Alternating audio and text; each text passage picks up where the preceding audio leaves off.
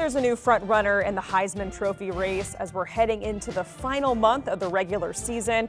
Tennessee quarterback Hendon Hooker is in that top spot after a 4-touchdown performance in the Bulls' blowout win against Kentucky. Hooker now favored at plus 100. Now, he can widen that lead in Week 10 if Tennessee can take out Georgia.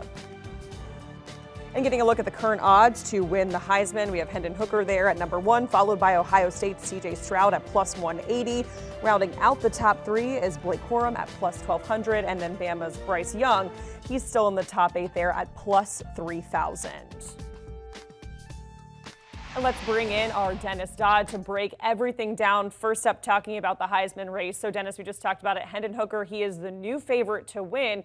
Stroud is right behind him at plus 180. Now, if Tennessee beats Georgia this week, how much more ahead does that put Hendon Hooker in the Heisman race? Does it solidify things for him? What do you think? Well, those odds will improve, but for both these quarterbacks, it really relies on, or is going to be decided on, the end of the season. If Ohio State wins the Big Ten and beats Michigan, I think clearly CJ Stroud, now with 29 touchdown passes, one of the most efficient quarterbacks in the country, would win it. And then the same goes for Hendon Hooker. Maybe a harder path for him. Georgia this week, still have to get through the SEC championship game, whoever that's going to be over there, by the way. And I know we're going to talk about that. Certainly he would deserve it, but going week by week right now is fun, and the odds are getting in on Hendon Hooker, quite a value. Get in on him if he does win it. You're going to make a lot of money. But I think CJ Stroud in the end is this guy. The Michigan game is at home. They will be prohibitive favorites against whoever comes out of a wacky Big Ten West, and that will only play into him. So a guy that's got 29 touchdown passes now is going to end up, he could project about 40. But it's hard to discount Hendon Hooker. I mean, he's simply the most efficient quarterback in the country right now. More than 70 touchdown passes, 11 interceptions in his career, and he continues to lead Tennessee. Yeah, and CJ Stroud there is at plus 180. So, Dennis, we also want to talk about your college football power rankings, getting over to the top 10. So you have Ohio State coming off a win against Penn State. Then you have Tennessee gearing up at number 2 for a matchup with Georgia. We got Georgia down 1 spot at number 3, followed by TCU at number 4, followed by Michigan, Clemson, number 7, Bama. They're coming off a bye week and then preparing for LSU this week. Number 8 is Oregon. And then number 9, the biggest mover in the top 10 here, up 8 spots, is Kansas State at number 9, and then USC at number 10. So, Dennis, starting off with your number 1, Ohio State, unleashing in the fourth quarter there against Penn State on Saturday, taking that 44-31 win over in Happy Valley. Why is Ohio State still your number 1 over teams like Georgia and Tennessee? Well, I think the biggest question with Ohio State is they've been blowing everybody out. They had an 11-point game against Notre Dame in the first game, but that was the opener. Since then, they had been averaging, going into Saturday, beating teams by 34 points a game. And that was more, Jacqueline, than 100 teams have been averaging offensively this season. So the big question was, okay, they're finally going to be tested at Happy Valley. What happens? With 9.5 minutes left, they're down 21-16. And it looks like, okay, finally pushed. Ohio State isn't going to measure up. They go on a 28-3 finishing kick, win by 13. The only people disappointed in Columbus are those who took Ohio State in the points, because Penn State did have a backdoor cover, but they are everything we thought they were. The defense came up big, even though they allowed 31 points. TJ, let's see if I have this. Tuamaloau had a strip sack, a fumble, 2 interceptions, and a pick 6 at the end for insurance. So I think there's no questions on defense. Incredibly, they're good offensively, even without Jackson Smith and Jigba, who's been out basically most of the year with a hamstring. There was some thought he might play Saturday, but didn't take a snap. So this clearly is the most powerful, most consistent team right now, to me, in the country. All right, so Dennis, moving along to your number 2, you have Tennessee moving up 1 spot in your ranking. So in the AP poll, Georgia still sitting at number 1 above the Bulls there, but Georgia just beating Florida 42-20, and then you have Tennessee, who's just blowing out Kentucky 44-6. Next week, these teams, they're going head to head. So why do you think Tennessee is the better team as of right now? I think in that Kentucky game, they sent a message to not only the country and to me, but Georgia, holding Kentucky to 6 points. Now, Will Levis wasn't on point. He was 100% physically. But to hold Kentucky to 6 points, I know it was at Tennessee. That's the best defensive performance inside the SEC for Tennessee since 2008. They beat Mississippi State 38-3 last year. Back then. So that's impressive going into the Georgia game. And that was enough for me, because the question for me was Tennessee, okay, is this LSU junior from 2019? Are they just going to have to outscore everybody? And I think it's going to be really interesting Saturday against Georgia, because you've got the best defense, or one of the best defenses in the country, against the best offense in the country. You've got two guys that know how to dial it up. Kirby Smart, maybe the best defensive mind of this age, and then Josh Heupel, who's already done it with offense his entire career, man-handed hooker. We just talked about this force. It's going to be a tremendous matchup and really interesting. So based on that last game, I just think Tennessee's a more balanced team right now, playing complementary football.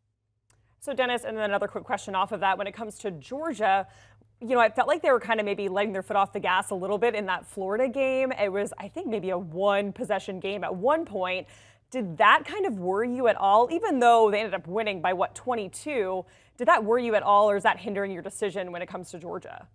Yeah, perhaps a little bit when we're shaving, little innuendos right here in the middle of the season. Florida did score 17 straight points in the third quarter to get it to 28-20, but then Georgia, again, as you mentioned, put their foot on the pedal and one going away 42-20.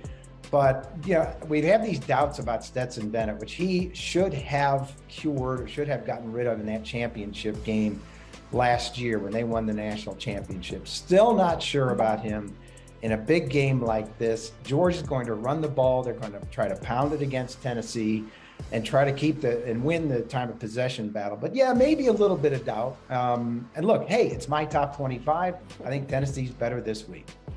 All right, moving along to another SEC matchup for Week 10. We have Bama traveling to LSU. You have Bama ranked at 7, LSU at 13. Now, LSU, since losing in their opener, they've been a really sneaky good team, Dennis. They have wins over Ole Miss, Florida. Now, both Bama and LSU atop the SEC West with one SEC loss teams there. So this matchup, it's got some serious implications for who's going to make the SEC championship game. How much of a must-win do you consider this for Bama? Well, if they lose, they're out of the playoff picture. I mean, it's as simple as that. No two-loss team has made it in the college football era. Only one in the BCS era has made it, and that was LSU in 2007, when everything had to align for them to get to the BCS championship game. That's not going to happen for Alabama this year. There are too many quality teams at the top. And think about this, Jacqueline. If they do lose, this would be their earliest loss, their earliest second loss since 2007. That was Nick Saban's first year when they went 7-6. So this would be the earliest time they've been out of the running. I mean, put it that way. They haven't lost their second game. I think the earliest they lost it was November 6th one year. This would be November 5th. So this would be the earliest. So Alabama, compared to Alabama in the past, full of holes, secondary problems, I think. Defensively, Bryce Young is the answer. On offense, he's really, really good. The offensive player of the year and the Heisman Trophy winner last year. But a go-to receiver has not emerged yet. And this is going to be really, really tough against LSU, who you mentioned, his only loss is in the other division. If they win this game for the moment, they are in control in the SEC West. Consider that. Yeah, crazy to think about Bama being out this early. So Dennis, potentially being out, I should say. So Dennis, moving along, we want to talk about the Tar Heels. You have them moving up 5 spots to number 16 on your ranking. So Drake May threw 5 touchdowns in Carolina's win over Pitt on Saturday. I mean, Carolina overcoming a 10-point deficit there in the second half. Do you think UNC should be in the college football playoff conversation at all? Do they have a path? Might be very narrow, but what are their chances, Dennis? Yes, it's just fun to think about now. It's just fun to talk about. Are they going to make it?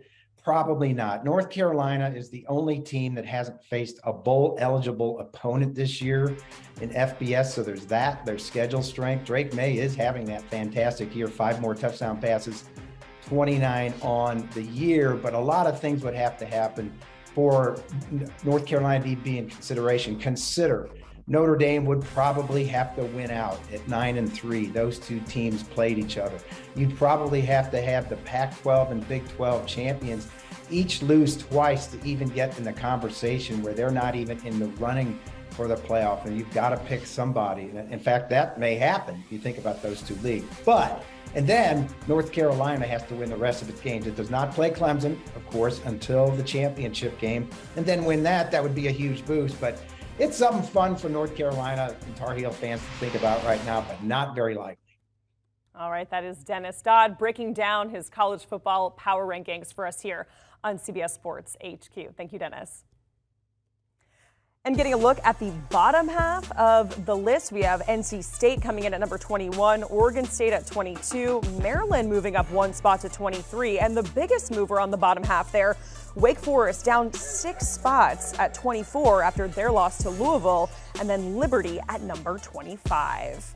And for more college football talk, make sure you check out the Cover 3 podcast. In the very latest episode, the guys are, of course, previewing Tennessee, Georgia, and then recapping all of Week 9 in college football. You can scan that QR code, download, and listen wherever you get your podcasts. Do you want a sports network that delivers everything that matters about the game? The highlights, the picks, the instant analysis, no yelling, no fake debates, no politics. Hit the subscribe button and never miss a moment.